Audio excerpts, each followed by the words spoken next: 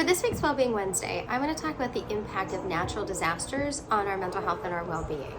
We know that across the country, people are constantly being faced with different natural disasters, whether it's going to be the wildfires in the West, going to be tornadoes through Tornado Alley, or for those of us currently in the Southeast getting ready to experience or currently experiencing hurricanes. We are seeing natural disasters that naturally happen across the country, but we know that this can have a significant impact on our well-being. Not only does it cause disruptions for us professionally and at work, and businesses being closed and resources being unavailable, or worrying about taking time off, and that balance between wanting to focus on our jobs, working on our personal safety, and taking care of our families. But also we know from a personal standpoint that this can be a time where research shows onset of new depression, anxiety, PTSD, depending on what folks are exposed to. And we also see that individuals that have been prone to substance use either consuming more or at higher risk for relapse.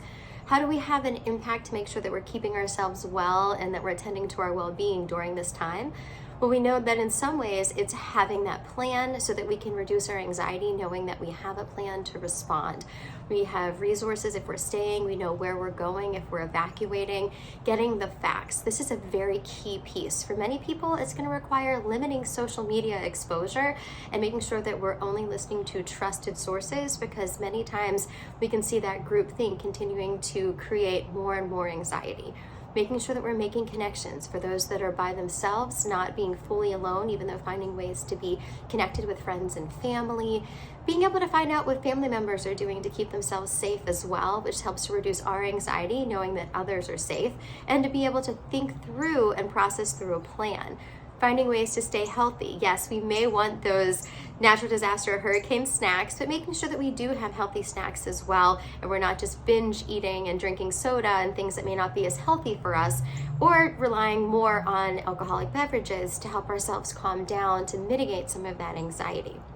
It's going to be able to be important to focus on also the fact that it's okay to ask for help if needed. If we need to have help with resources, keeping our homes safe, being able to help to get out if we need to evacuate, and doing things to exert some of that energy in effective ways. Maybe there is a home project that we've been wanting to do, and that's the time to clean out those drawers, go through those files, or even just to make sure that we're not losing that opportunity to exercise, to find useful ways to channel some of that energy and to be able to keep ourselves tired enough to be able to fall asleep. Because when we're exercising and physically active, it contributes to our sleepiness, and for many people, they find it difficult to shut off their brains when they are worrying. We see this happening many times, that when we're feeling that heightened level of threat and concern, that it's harder for our bodies to be able to shut down and let us sleep. So maybe that's the time to pull out that notepad and do some of that worry logging and journaling to also process through that, to give our minds that opportunity to shut down so that we can rest and sleep. Be well.